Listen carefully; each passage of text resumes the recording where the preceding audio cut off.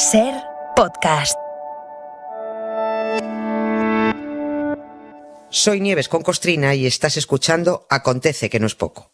Un podcast donde no te contamos nada nuevo, pero te lo contamos de otra manera. Aquí te va otro episodio.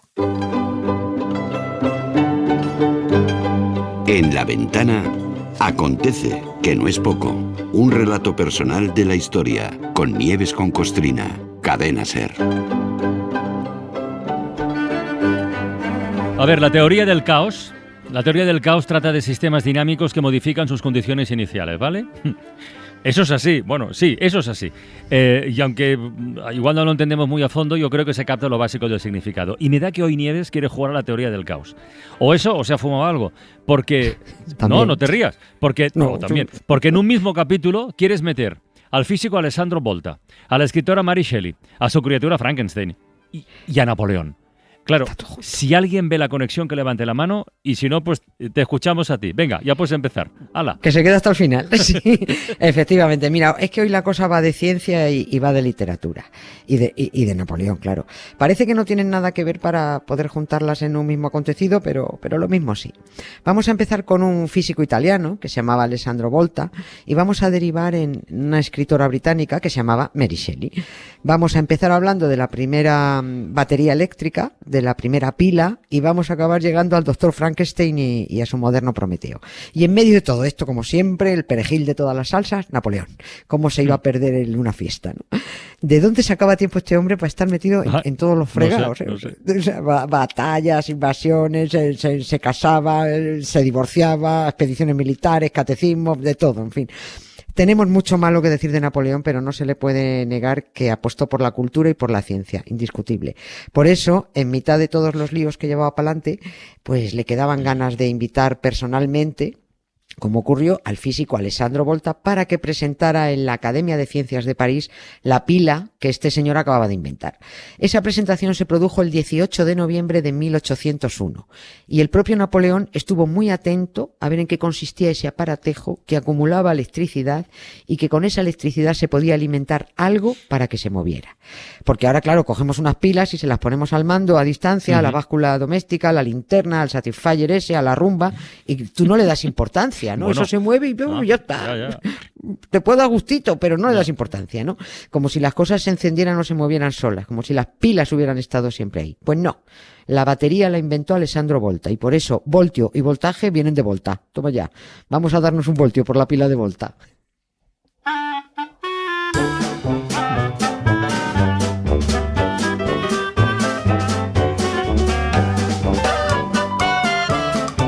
Pues mira, empecemos la vuelta por Napoleón. ¿De dónde le viene el interés por Volta y su pila? ¿Es curiosidad científica o había algo más ahí? Con este siempre había algo más, pero vamos, en este caso era curiosidad científica personal, pero interés como mandamás de Francia también. Napoleón, que por aquel entonces todavía era primer cónsul, en 3 años se iba a encajar ya como emperador, estaba empeñado en poner a Francia en la picota de las naciones como promotora del arte, de las letras y de las ciencias. Esto lo tenía muy claro. Eso que ahora llamamos plan I más D más I, investigación, desarrollo e innovación, bueno, pues ya lo tenía Napoleón en la cabeza, solo que él, pues que lo hacía lo bestia, ¿no? El Museo del Louvre empieza a llenarlo él, y cada vez que invadía un país, en su estrategia se incluía también un expolio artístico para convertir París en la gran capital cultural europea.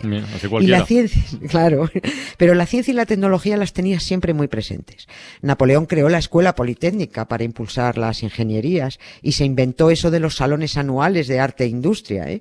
Este tipo sabía que el poderío de un país también se asentaba en la educación, en la cultura y la ciencia. Lo tenía muy claro, no tenía un pelo de tonto. Y cada vez que se enteraba de que había un científico o un ingeniero que había descubierto algo interesante, pues se lo llevaba a Francia e intentaba que se empadronara. O al menos que mantuviera una relación estrecha con Francia para aprovecharse de sus conocimientos, ¿no? Captaba cerebros. También es cierto que conociendo al señor primer cónsul, pues lo mismo pretendía construir cañones a pilas cuando yo que lo que había inventado Volta, no lo sé. ¿Y cómo se enteró de la existencia del tal Volta y de su pila? Porque Volta andaba cerca, andaba por Gran Bretaña. El físico ya había dado a conocer su descubrimiento en Londres y era muy celebrado en la Real Sociedad Científica. Le habían dado un premio importantísimo. Lo que ahora sería una especie de premio Nobel, pues ya le habían dado un premio allí en Gran Bretaña. Volta llamó a su invento pila o aparato electromotor a columna. Lo de la columna se entiende en cuanto se ve la foto de su primera pila. Es como si fueran muchas galletas María, pero de metal, puestas una encima de otra, ¿no? Y con un cable arriba y un cable abajo. Y Napoleón, que siempre quería ser más que los británicos, también le dio a Volta la medalla de oro al mérito científico y una pensión vitalicia. Vamos, que se lo arrimó. Hello, it's me. I was wondering if after all these years you'd like to meet, to go over everything. They say the time's supposed to heal you, but I ain't done. Estoy ansioso por ver cómo llegamos a Mary Shelley, pero primero contemos detalles del invento en sí. A ver, ¿qué quieres contar? Sí. Muy sencillo, o sea, no se trata de contar cómo funcionaba la pila de Volta, porque todos sabemos que lo importante es que pones un par de pilas en cualquier aparatejo y eso funciona, ya está. Y lo más grande es que en 200 años se han construido infinidad de modelos de pilas, se ha modificado el diseño, pero oye, todas se basan en la que inventó Alessandro Volta. También conviene saber que las que más ganaron con el invento de la pila fueron las ranas. Pobre tica, lo vamos a ver. Sí, las ranas, sí. Resulta que Volta empezó a inspirarse para su proyecto de acumular electricidad en un artilugio, a partir de los experimentos de su amigo Luigi Galvani, que estaba empeñado en que los músculos de los animales generaban electricidad. Galvani lo llamaba electricidad animal. También nos suena la palabra galvanizar, viene de Galvani, ¿no? Y significa estimular músculos o nervios aplicando corrientes eléctricas. Bueno, pues Galvani se empeñó en que los animales producían electricidad por sí mismos, pero lo que le pasó fue en realidad un simple accidente. Resulta que un día tocó sin querer con su bisturí un gancho del que colgaba una rana, cadáver, estaba diseccionada, aquello produjo un chispazo, la energía pasó al batracio y las patas se contrajeron.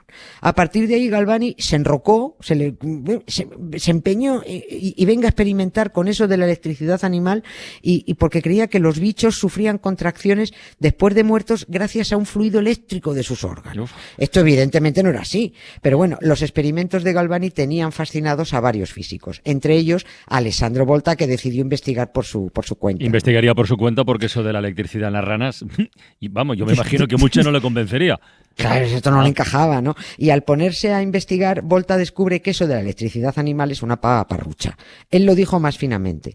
Los experimentos no prueban de manera concluyente que exista electricidad animal, ya que los órganos permanecen pasivos, mientras que los metales están siempre activos. Es decir, Volta concluye que lo que movía los músculos de los animales era el contacto entre dos metales. No hacía falta ningún bicho para generar electricidad. Por eso decía que ganaron las ranas. Y bueno, ahí fue cuando Volta inventó la pila. Y menos mal, ¿no? Porque no es lo mismo meter un par de pilas en el mando a distancia que un par de ranas. Pues no.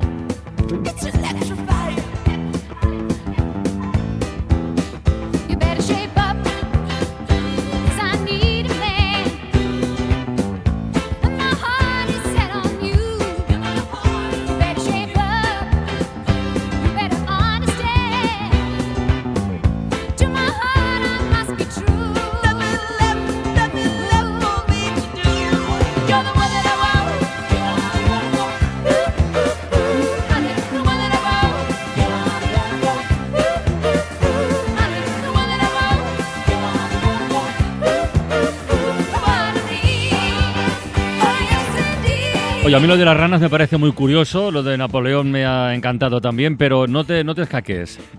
¿Cómo y dónde encaja en todo esto Mary Shelley? Pues verás, ya verás, es curiosa. Hay mucha especulación sobre cómo y por qué se le ocurrió a Mary Shelley escribir aquella demencial historia sobre un muerto hecho con trozos de varios muertos que vuelve a la vida y con electricidad, ¿no? Ella dijo que le vino la idea a partir de una pesadilla, lo hemos comentado alguna vez, que tuvo aquel año sin verano, en 1816, por culpa de un volcán de Indonesia, durante las vacaciones en aquella villa suiza, en Villa Diodati, ¿no? Con Lord Byron, su noviete Percy Shelley y 3 pijines más.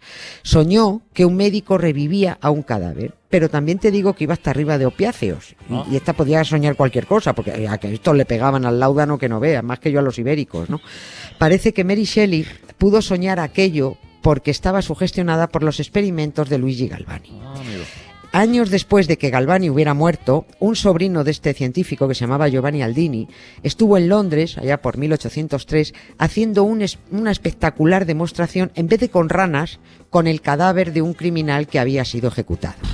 Agarró unas pilas de zinc que ya estaban inventadas gracias a Volta, las conectó a unas varillas de metal colocadas en distintas partes del cadáver, arreó unas cuantas descargas y el muerto dio un par de brincos. Claro, dicen que se le abrió un ojo y se le movió la mandíbula. Estos experimentos continuaron haciéndose y mucha gente acudía a verlos. Mary Shelley también. Como además le pegaba al opio, pues soñaba cosas raras y su imaginación y su maravillosa pluma hizo un fantástico cóctel de donde salió el doctor Frankenstein, que dio vida a un reo ejecutado al enchufarle electricidad tormentosa. Y ya está. Aquí termina el voltio por la pila de Volta.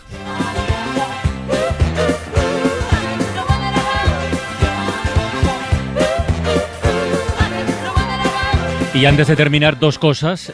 Mañana a las 7 de la tarde, Nieves con Costrina presenta en la librería Méndez de Madrid el libro Clara Victoria de Isaías Lafuente. ¿Eso es mañana, sí o no? Sí. Y el sábado a las 12 en la librería Gaztambide, también en Madrid, presentación de Cualquier tiempo pasado fue anterior. Toma. Ya, todo junto. Ya está, todo junto. Venga, un beso, Nieves.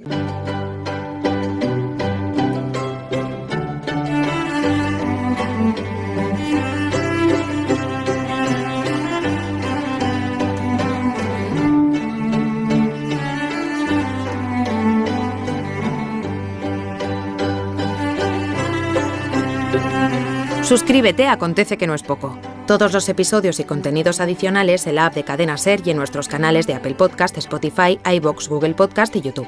Escúchanos en directo en la SER de lunes a jueves a las 7 de la tarde. Cadena SER. La radio.